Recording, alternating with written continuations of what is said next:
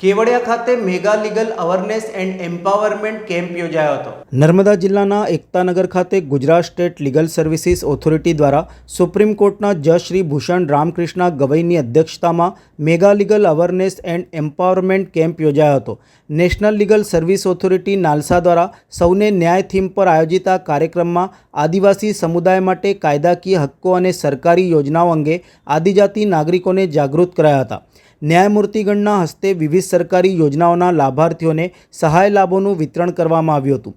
જિલ્લા વહીવટી તંત્ર દ્વારા રાજ્ય અને કેન્દ્ર સરકારની વિવિધ કલ્યાણકારી યોજનાઓના લાભો અને માર્ગદર્શન એક જ સ્થળેથી સરળતાથી જરૂરિયાતમંદ લાભાર્થીઓને મળી રહે તે માટે મેગા લીગલ કેમ્પમાં યોજનાકીય સહાય, પ્રાકૃતિક કૃષિ, શિક્ષણ અને આરોગ્ય સહિતના જુદા જુદા 18 સ્ટોલ ઊભા કરાયા હતા। આ નિદર્શનને જજ શ્રી BR ગવઈએ ખુલ્લું મૂક્યું હતું। ન્યાયમૂર્તિગણે સ્ટોલ્સનું નિદર્શન નિહાળી સ્ટોલ ધારકો સાથે આત્મીય સંવાદ કરી પ્રોત્સાહિત કર્યા હતા। ઉપરાંત પિંક ઓટો ચલાવીને રોજગારી મેળવી આત્મનિર્ભર બનેલી મહિલાઓ સાથે સંવાદ કર્યો હતો। તાજેતરમાં સુપ્રીમ કોર્ટના ચીફ જસ્ટિસ તરીકે મનોનીત થયેલા સુપ્રીમ કોર્ટના જજ અને નાલસાના એક્ઝિક્યુટિવ ચેરમેન શ્રી BR ગવઈએ જણાવ્યું હતું કે આપણું બંધારણ સમાનતા અને સમરસતાનું પ્રતિબિંબ છે। સર્વને સમાન ન્યાય અને ન્યાય સમક્ષ સૌની સમાનતા એ ભારતીય બંધારણનો મૂળભૂત મંત્ર છે। રાજકીય, સામાજિક, આર્થિક સમાનતા એ ડૉક્ટર બાબા સાહેબ આંબેડકરનું વિઝન હતું। તેમણે વધુમાં કહ્યું હતું કે વિશ્વની સૌથી ઊંચી સરદાર સાહેબની પ્રતિમા સ્ટેચ્યુ ઓફ યુનિટીના દર્શન કરવા એ જીવનની ગૌરવભરી સ્મૃતિ બની રહેશે। મા નર્મદાના તટે આદિજાતિ નાગરિકોના ઉત્થાન અને સશક્તિકરણ માટેના કેમ્પ દિશાસૂચક બનશે।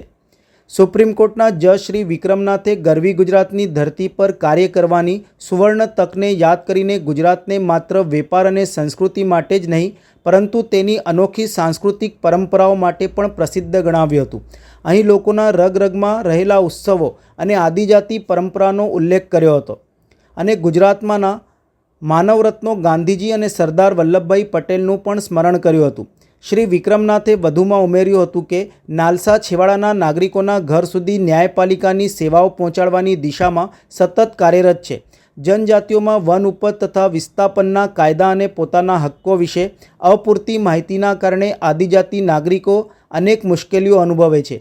આવા સંજોગોમાં નાલસા જેવી સંસ્થાઓ તેમના પેરાલીગલ વોલેન્ટિયર્સ અને લોક અદાલતોના માધ્યમથી મદદરૂપ બની રહી છે। સુપ્રીમ કોર્ટના જજ અને SCLSCના ચેરમેન શ્રી સૂર્યકાંતે નાગરિકોના બંધારણીય હક્કોનું રક્ષણ જરૂરી છે ત્યારે કાનૂની સેવા સત્તામંડળો હંમેશા નાગરિકોના હક્કોની રક્ષા માટે મદદરૂપ થઈ રહ્યા હોવાનું જણાવી આદિવાસીઓને પોતાના હક્કો પ્રત્યે જાગૃત થવા અનુરોધ કર્યો હતો।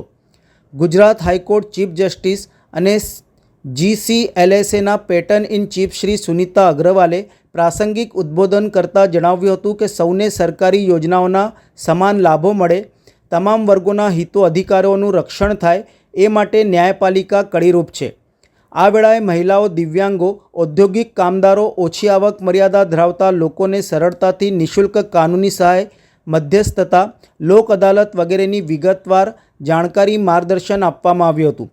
મેવાસી આદિજાતિ વિકાસ મંડળ દ્વારા આદિજાતિ સંસ્કૃતિ રજૂ કરતું મેવાસી નૃત્ય પ્રસ્તુત કરાયું હતું। આ પ્રસંગે ગુજરાત હાઈકોર્ટના જજ અને GSLSCના કાર્યકારી ચેરમેન શ્રી બિરેન એ વૈષ્ણવ, ગુજરાત હાઈકોર્ટના જજ અને GSLSCના ચેરમેન શ્રી AS સુપેહિયા, નાલસાના member secretary Shri SC Mughate, જિલ્લા કલેક્ટર શ્રી સંજય મોદી, GSLSCના member secretary RA Trivedi, district જજ શ્રી RT પંચાલ, જિલ્લા કાનૂની સેવા સમિતિના સચિવ SR બટેરીવાલા સહિત વેસ્ટર્ન રિજનલ હાઈકોર્ટના જસ્ટિસશ્રીઓ અને લીગલ સમિતિઓના સભ્યો, પ્રતિનિધિઓ, પેરાલીગલ સ્ટાફ અને આદિજાતિ નાગરિકો ઉપસ્થિત રહ્યા હતા।